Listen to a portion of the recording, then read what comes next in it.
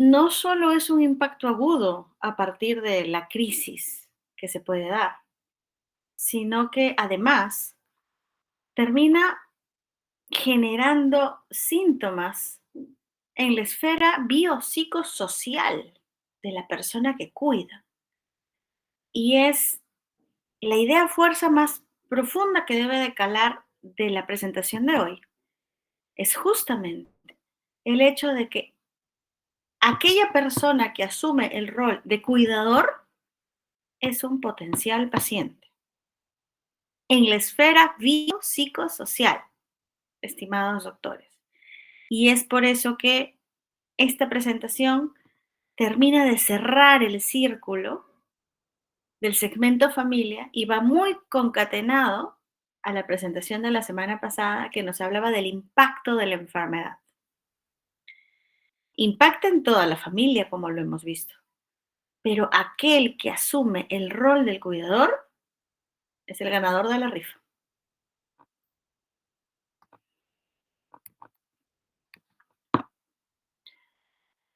Porque cuidar a las personas mayores o a pacientes con enfermedades neurodegenerativas o algunas patologías como por ejemplo las oncológicas y por qué no las terminales incluso, ocasiona un mayor impacto sobre la salud del cuidador. Este impacto choca profundamente en su esfera física, emocional y mental de quienes asumen ese rol. Cuidando al cuidador surge justamente por el hecho de que a veces esta persona pasa totalmente silencioso, porque todos se acercan a ella preguntando cómo está el paciente. Hablábamos de las familias centrífugas y centrípetas y decíamos que hay familias en donde toda la familia gira alrededor de esta persona con problema oncológico, con problema terminal, con una enfermedad neurodegenerativa, con una persona mayor. Y este potencial paciente con necesidades silenciosas dedican tiempo, energía y afecto al cuidado de otros. Brindar apoyo es el rol principal del cuidador. Lo importante es que esto no repercute en la calidad de vida del que está cuidando. Y eso es importante. Entonces, cuidando al cuidador se refiere al conjunto de acciones, estrategias y apoyos dirigidos a preservar y promover la salud física, emocional, mental y social de quienes asumen ese rol. Ellos pasan primero por una etapa de desgaste, luego la carga se vuelve subjetiva y finalmente pone en riesgo la calidad de su propia vida y por lo tanto afecta directamente a su bienestar. ¿Y a qué llamamos síndrome del cuidador? Es un estado de agotamiento físico, emocional y mental que afecta a las personas que brindan este cuidado. Esta sobrecarga genera síntomas: ansiedad, depresión, alteración del sueño, deterioro de la salud en general. Remarco, puede impactar en las tres esferas biopsicosocial del cuidador. Porque no es solo que la paciente no se puede parar para ir al baño. Ok, yo la paro, pero tengo que tener la técnica para hacerlo bien y así evito lesionarme yo y lesionar a la paciente. Entonces, si no tengo la técnica para hacerlo, me voy a lesionar y va a haber un daño físico del cuidador. Pero además, si ves que tu familiar ya no te recuerda, comienza a gritar, se vuelve agresivo, te golpea, te insulta, también eso duele, porque recuerdas a lo que fue hace unos años tu mamá, a lo que fue antes tu hermano, a lo que fue antes tu papá. Y duele ver cómo en esa nebulosa de los problemas mentales, detrás de toda esa nebulosa sí está tu mamá. Pero tu mamá con sus 5 sentidos no te insultaría, no te pegaría o estaría totalmente lúcida y todavía seguiría aconsejándote y acompañándote en tu vida. Situaciones que a veces ya no suceden, porque hay momentos que está lúcido el paciente y hay momentos que está un poco desorientado, hay momentos que te confunde, hay momentos que ya no se acuerda si almorzó o no almorzó. Y eso también afecta, en este caso, a la esfera mental del cuidador, al estado anímico del cuidador. Y ambas cargas generan de todas maneras un impacto en la parte social.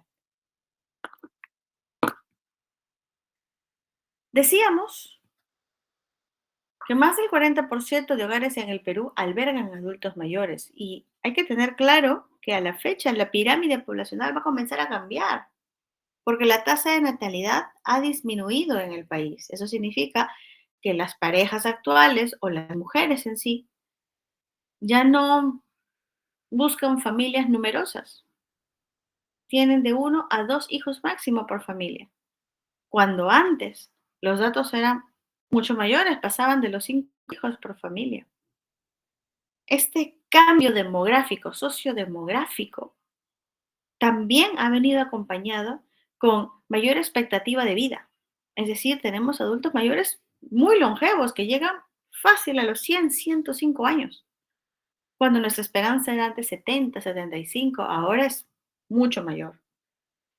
Usuarios de servicios de salud, generalmente con enfermedades crónicas, pluripatológicos y polifarma.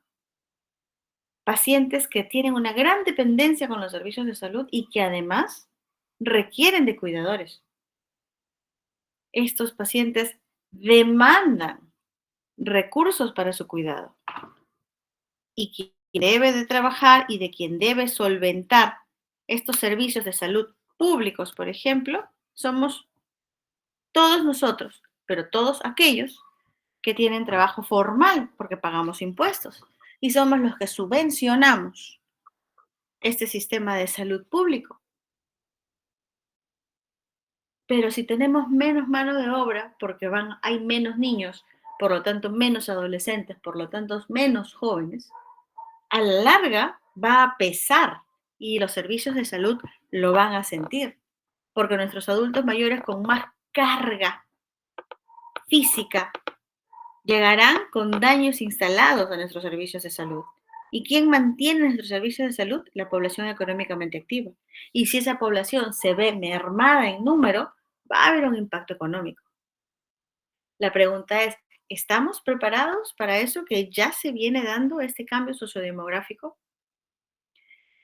La mayoría de los cuidadores en el Perú son informales y estamos hablando de un 80%, que no tienen ningún tipo de capacitación formal y que a la larga aprenden en base a lo que ven o a cómo ellos creen que lo están haciendo bien. Pero justamente el no tener estas herramientas técnicas o estas competencias hace que existan altas tasas de sobrecarga física y emocional. Casi la mitad de los cuidadores sufren de síntomas del síndrome del cuidador, que lo vamos a ver ahora, lo que afecta incluso su calidad de vida. ¿Qué debemos hacer entonces desde la mirada de la estrategia de atención primaria de salud? ¿Y qué podríamos hacer?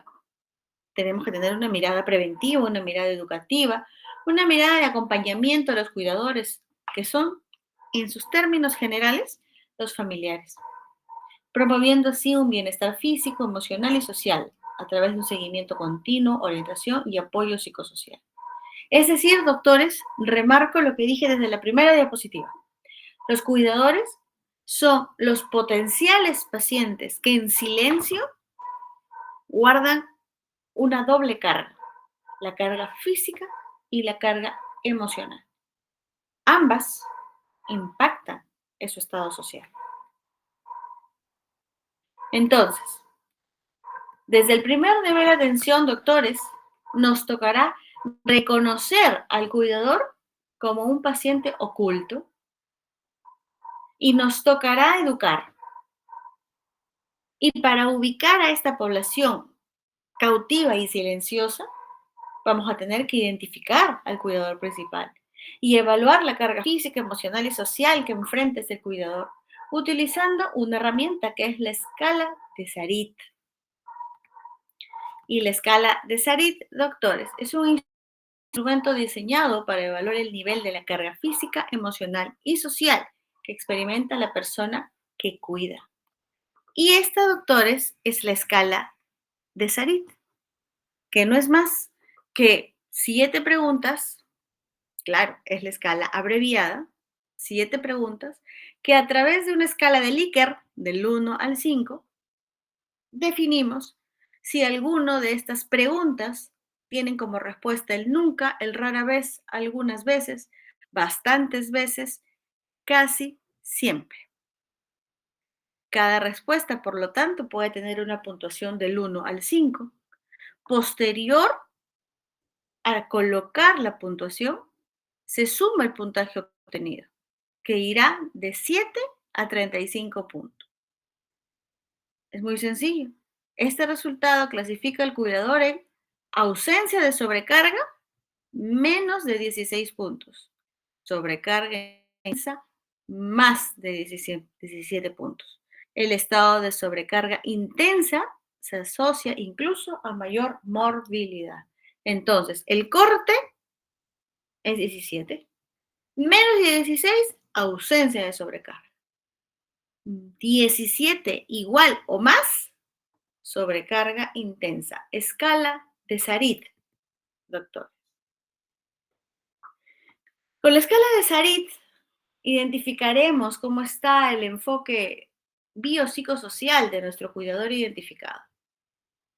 ¿Qué buscamos? Buscamos fatiga emocional, impacto en su vida personal, percepción de competencias, cómo están las relaciones interpersonales y si ya se está presentando casos de ansiedad y depresión.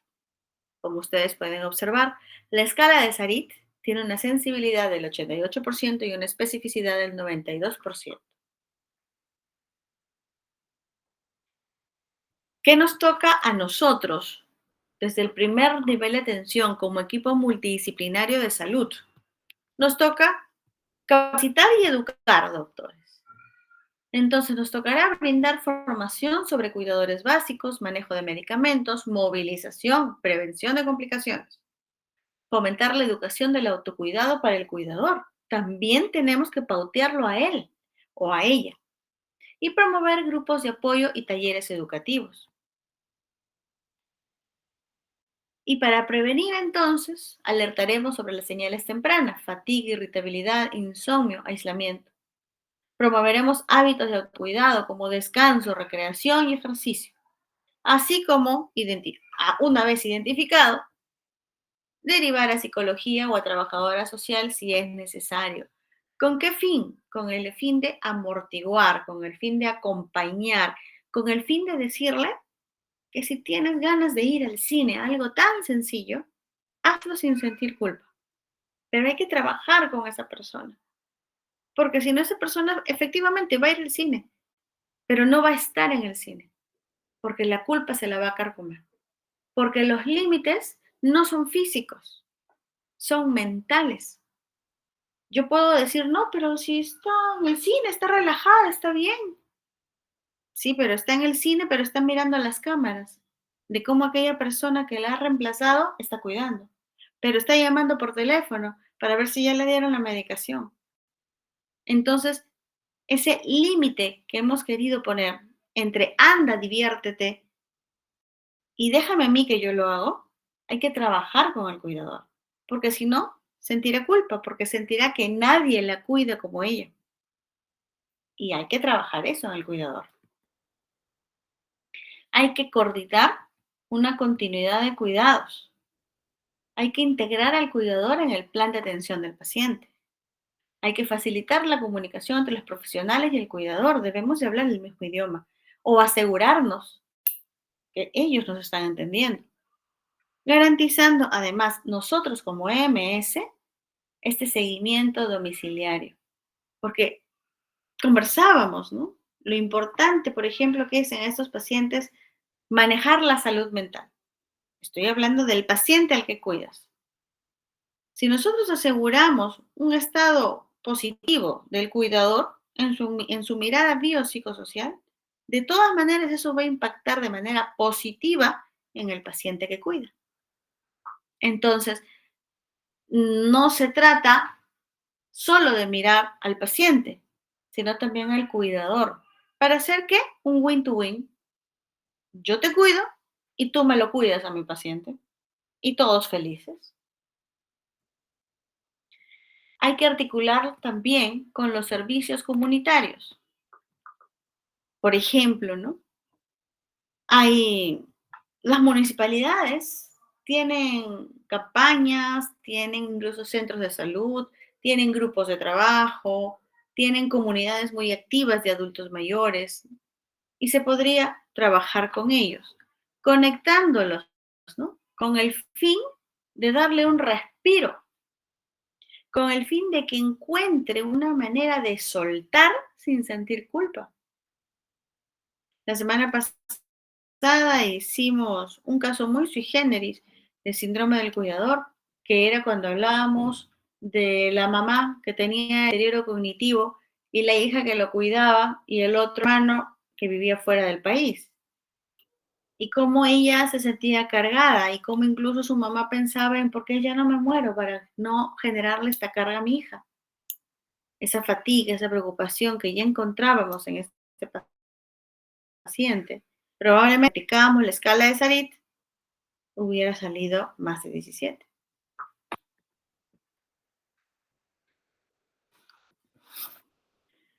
Otra de las actividades que nos toca hacer en aras de implementar la estrategia de atención primaria de salud es la promoción del autocuidado y descanso del cuidador. Si le gusta leer, hay que darle un tiempo para leer. Si le gusta salir a caminar, si le gusta ir al gimnasio, si le gusta hacer bicicleta, correr. Por último, si le gusta salir al parque a caminar, hay que darle esos espacios. Eso significa que hay que organizar a la familia.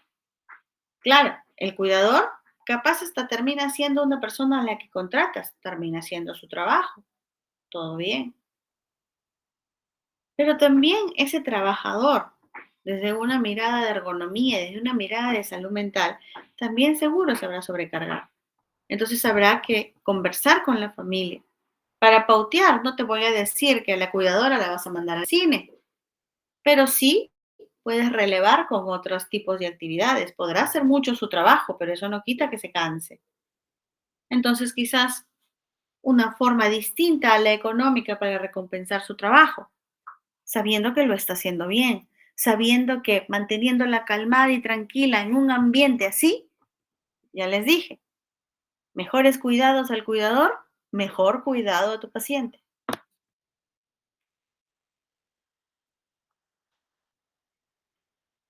Y no nos queda entonces más, estimados doctores, que capacitar al personal de salud para que trabaje con comunicación afectiva, con empatía hacia los cuidadores. Entonces, se trata básicamente de tener claro que es importante cuidar al cuidador. Y eso incluye la capacitación y el trabajo en equipo, es decir, de todo el equipo multidisciplinario. Es importante reconocer en la historia clínica quién es el cuidador y además aplicarle la escala de Sarit para tener un diagnóstico basal del cuidador. Y así de manera oportuna contar ya claramente con un plan de trabajo con esa persona para detectar sus necesidades y ya identificar qué acciones vamos a realizar. En una consulta médica normalmente va nuestro paciente y el cuidador. Entonces, necesitamos invitar al cuidador. No es como cuando va el niño con el papá, pues pareciera que fuera prestado. El papá no sabe, no opina, no conoce. No se trata de eso. Si vamos a mandar al paciente con otro familiar que no sea el cuidador, va a ser muy complejo para el médico tratante o para el equipo multidisciplinario a cargo hacer una continuidad del caso. Es importante entonces que sea el cuidador el que participe de la atención, ya sea en un consultorio o ya sea en una visita domiciliaria. Pero además ahí es oportuno preguntar cómo se está sintiendo últimamente o si ha tenido dificultades para cuidar al familiar. preguntas abiertas, sencillas, que ya nos comienzan a acercar a un posible paciente oculto con síndrome del cuidador. ¿Cuál será el objetivo entonces? Visibilizar al cuidador como paciente potencial y sujeto de atención, no solo como acompañante principal. ¿Y cómo los podemos abordar? A través de sesiones educativas grupales para cuidadores. Ya una OJIPRES como la DIRIS Lima Centro, por ejemplo, ya estaba realizando actividades para educar a los cuidadores.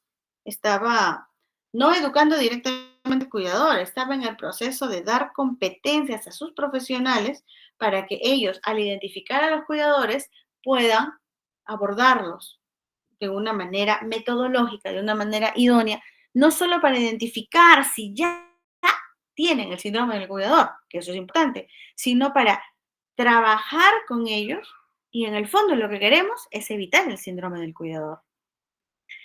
¿Capacitarlo en qué? Prevención de caídas, técnicas de movilización, autocuidado emocional del cuidador. ¿Cuál es el objetivo? Capacitar al cuidador y reducir la sobrecarga. Entonces, doctores,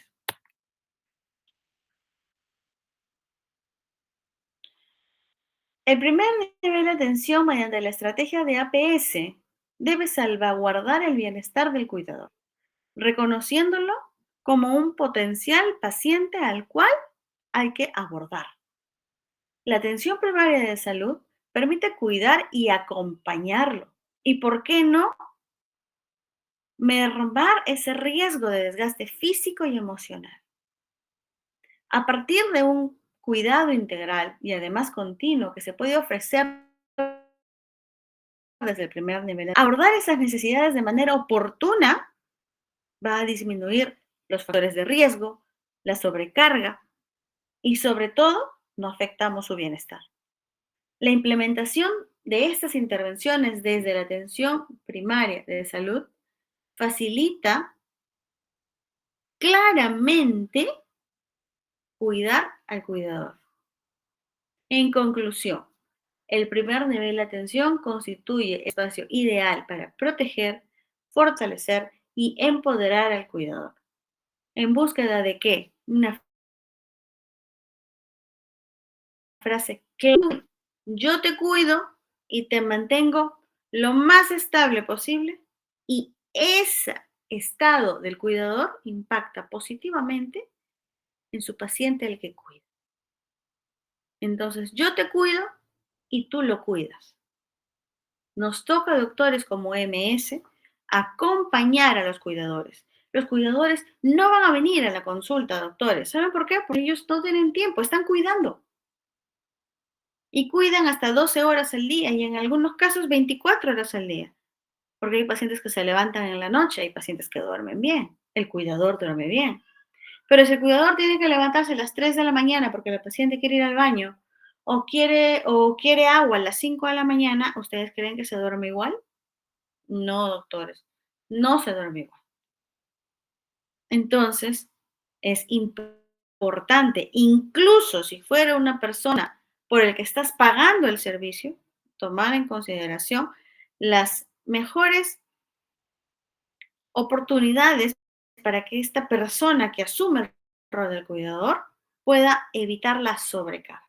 Y si no tienes las herramientas, nos toca a nosotros. Sí, remarco, nuestros cuidadores en términos generales son cuidadores informales. Son pocos aquellos cuidadores. Existen agencias que te brindan cuidadores, así como nanas, solo especializadas en nana. Igual también a los cuidadores de adultos mayores o de estos pacientes con deterioro cognitivo, de los cuales hemos hablado previamente. Pero, obviamente, cobran más. Si tienes la posibilidad de pagarlo, perfecto. Y si no, terminas contratando a un cuidador informal. Y si no, termina asumiendo un miembro de la familia el rol de cuidador. En estos dos últimos ejemplos, hay que acompañar, hay que educar para evitar el síndrome del cuidador y así un cuidado más armónico con nuestro paciente. Cuidar de alguien que amamos puede ser una experiencia profundamente significativa, pero también agotadora, doctores. Como profesionales de la salud, no podemos olvidar que detrás de cada paciente hay un cuidador que también necesita ser visto, escuchado y cuidado. Cuidar al cuidador es, al final, una forma de cuidar mejor. Listo, doctores. ¿Alguna pregunta, consulta o duda al respecto de esta clase que termina de redondear la clase de la semana pasada?